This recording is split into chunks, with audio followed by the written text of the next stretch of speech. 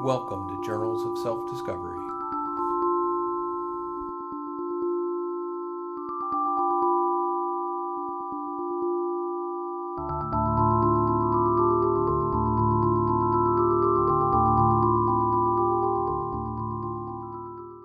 Hello and welcome to this month's episode of Journals of Spiritual Discovery.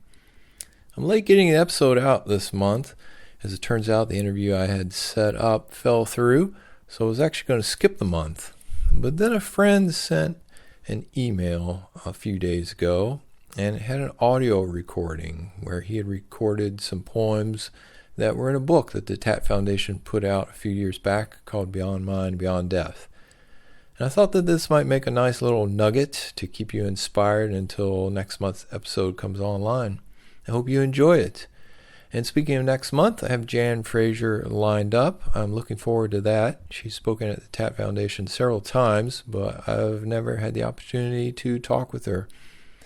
So, speaking of the TAT Foundation, I know the past couple of episodes I've mentioned the fundraiser that they've been doing, and I'm happy to say that that has reached 98% of its goal, and I want to thank all of you who contributed to that.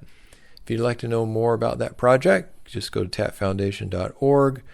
At the top of the page, there's an About button, and then go to the Homing Ground page, and you can read all about the retreat center that they are building just an hour north of Raleigh, North Carolina. I think that's going to be a great resource, especially for all of you who are out on the East Coast. So with that said, I hope you enjoy this little nugget for the month, and I look forward to speaking with you again on the next episode. These are poems by Sean Nevins. Once again, Beyond Mind and Beyond Death. What a great book. I've had this for years. I could never pay attention long enough to read it, but hey, there's always right now. One man comes home to dry adobe, the slip of sand under his feet, the faded brown heat and clear distances of the desert. Another comes home to morning dew and evening mist, the buzz and hum of verdant forests, the changing colors of seasons. That moment of feeling, coming home, at rest, at peace, extends to every corner of the universe.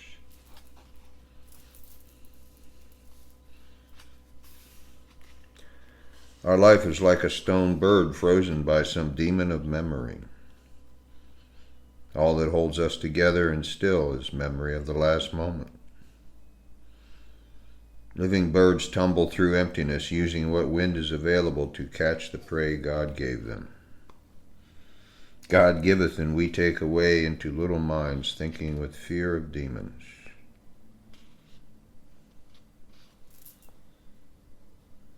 Our lives pass like dreams in the morning, but for a bit of memory all would be darkness. Yet the dark is more alive than the light, and dreamless sleep shimmers with being.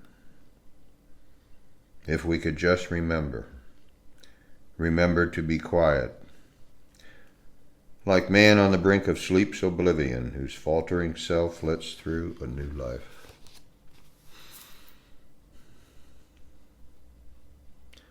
The rooster crows in mid-morning. The sun is melting the early haze. Above the new green trees the barn roof rises, rust-tinged gray metal sheeting. Nothing moves. Man's desire is frozen in consummation.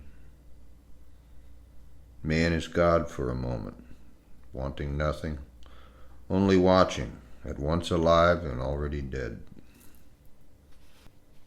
Relationship. Images pass through me and love raises its damning song. I followed that sound into confusion and delusion and would still, but for this pull I feel deep inside. The waters of my silent self that flow away my life, emptying me of you. Roaring. Roaring, an undeniable train bears down on you. I can't hit you hard enough to transmit the solidity that presses on the door of your dreamy life. Back there, he intoned, back there, behind that door. A torrential quiet bursts with answers. An outline of life frozen in darkness by light. Such silhouettes mark all we see and are until our eyes shine from looking within at a world projected without. Hey, well, I hope you like them. I'm sitting around the old Ponderosa getting ready to come to California for 2 weeks. So I thought I'd record a few of your poems and send it off to you. And